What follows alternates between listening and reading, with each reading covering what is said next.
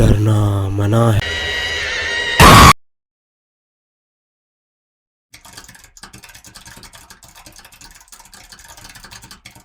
The story above is just for fun and totally fictional. She has nothing to do with the dead or the living. If anything is found, it should be a good coincidence.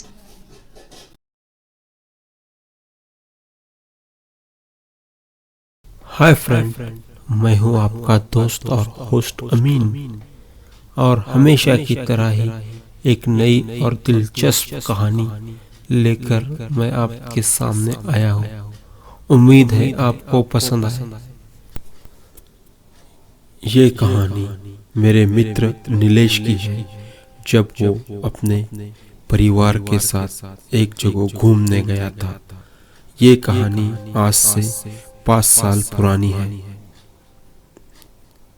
कुछ दिनों पहले नीलेश ने मुझे बताया कि उसकी बहन की मौत हो गई। ये जानकर मुझे बहुत दुख और अफसोस हुआ, और उसकी बहन की मौत का कारण मैंने उससे पूछा तो उसने मुझे पूरी घटना सुनाई।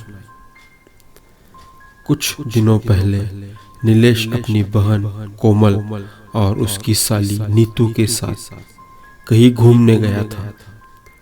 नीलेश की बहन और नीतू दोनों बहुत अच्छे दोस्त थे।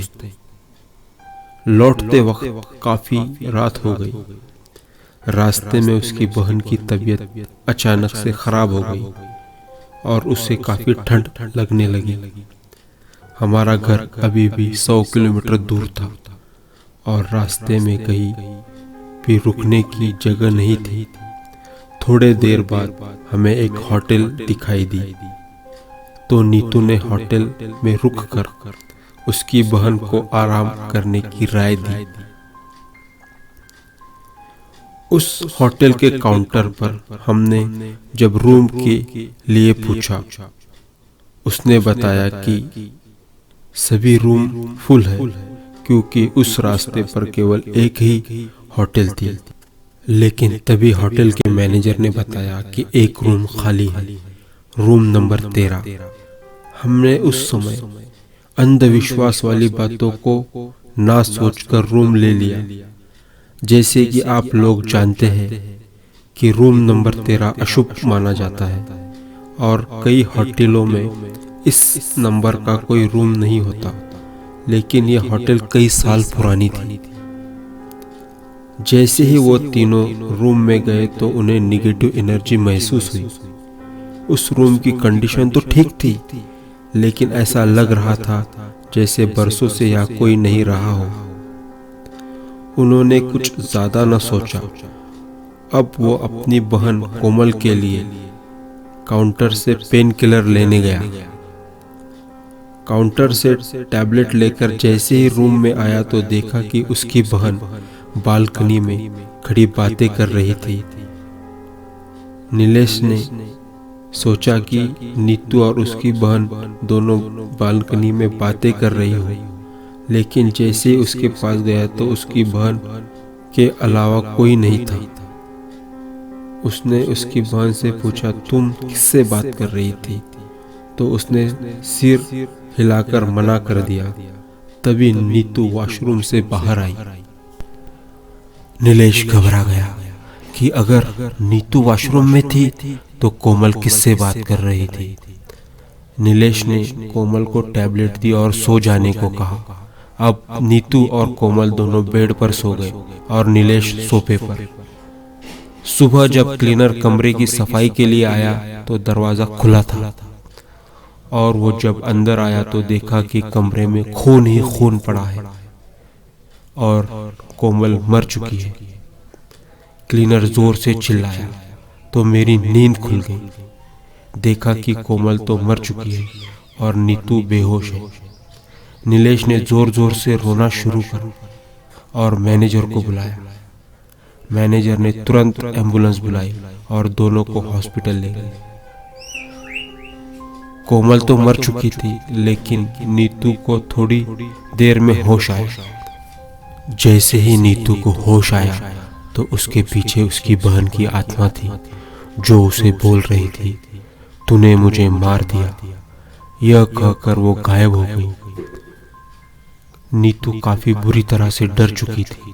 नीलेश ने नीतू से सारी घटना पूछी तो उसने बताया कि रात को जब मैं पानी पीने उठी तो देखा कि फिर से बालकनी में बैठी कोमल बड़बड़ा रही थी और जैसे ही उसके पास गई और उससे पूछा कि यह क्या कर रही हो, तो उसने मुझे जोर से धक्का दिया और मैं दीवार पर जा टकरा गई और बेहोश हो गई।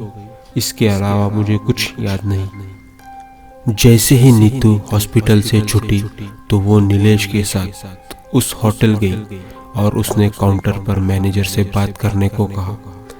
तो उसने बताया कि आपकी घटना के दूसरे दिन मैनेजर की भी मौत हो गई। वो दोनों शॉक में हो गए।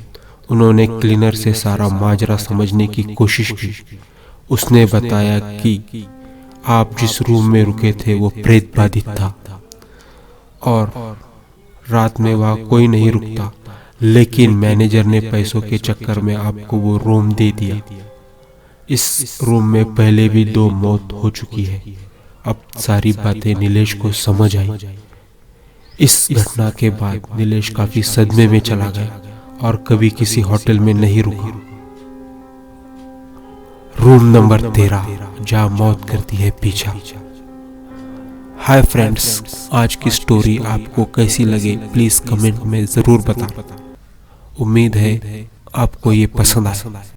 हाय फ्रेंड्स, उम्मीद है आज की हॉरर ऑडियो स्टोरी आपको पसंद आई हो और ऐसे ही मजेदार हॉरर ऑडियो स्टोरी देखने के लिए हमारे channel the cryptic world Hindi story channel को सब्सक्राइब करें और साथ में बताए हुए बेल आइकन को भी जरूर दबाएं। अगर आपके पास कोई ऐसी हॉरर ऑडियो स्टोरी हो तो मुझे मेरे Instagram account the cryptic world Hindi story channel पर सेंड करें।